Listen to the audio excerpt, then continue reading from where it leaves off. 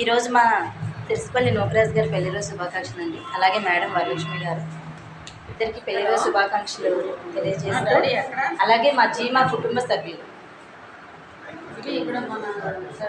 ఎలా తినేస్తున్నారో చూడండి.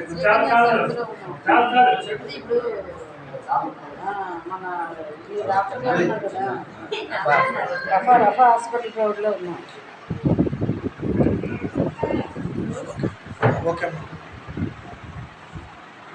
ఇంకా వీళ్ళు తినలేదులేండి. ఇప్పుడే వచ్చారు ఫ్రైడ్ రైస్ గారు, ఇప్పుడే వచ్చారండి ఏజే గారు.